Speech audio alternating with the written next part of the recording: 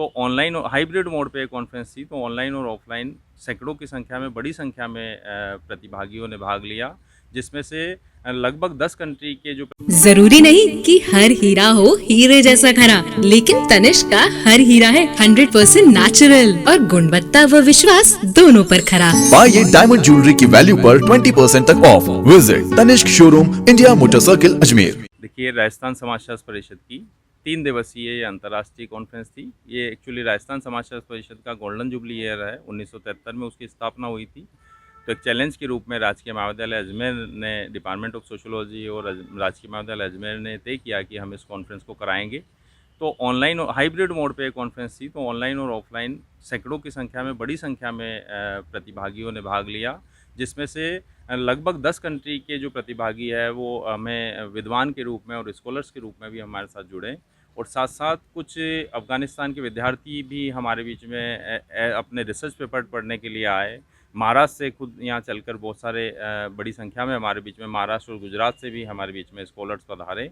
तो इस तरीके से तीनों दिन तकनीकी सत्रों का आयोजन किया गया। सबसे पहले हमने उद्घाटन सत्र के बाद दूसरे दिन फिर सिम्पोजियम का आयोजन भी किया गया, और कल उनका पुष्कर भ्रमण, क्योंकि हमारे एक विजिट एक शेड्यूल में रहता है कि इनको कई बार ऐतिहासिक स्थल का भ्रमण कराया जाए, तो पुष्कर विजिट हमने इसके लिए रखी गई। और बहुत बड़ी संख्या में प्रतिभागियों ने अपने पोस्टर प्रेजेंटेशन भी किए हैं, जो हमारे सेमिनार रूम में अभी भी लगाए गए हैं, और ओरल प्रेजेंटेशन भी बड़ी ऑफलाइन और ऑफलाइन बड़ी संख्या में प्रतिभागियों ने रखे।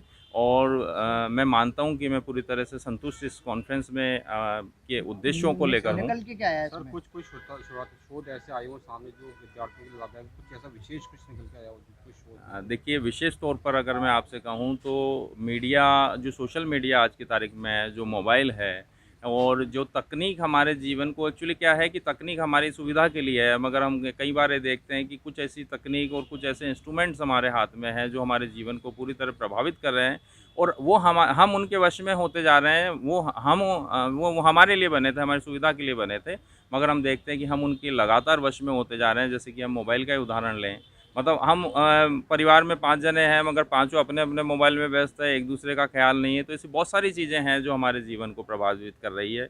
बहुत सारे पहलू हैं। आर्टिफिशियल इंटेलिजेंस जैसा चैलेंज हमारे सामने आप लोग पाते हैं कि अब कहते हैं कि हमें लेखकों की ज़रूरत नहीं है, और बहुत सारी चीज़ें जो है तकनीकों के द्वारा हो जाएगी।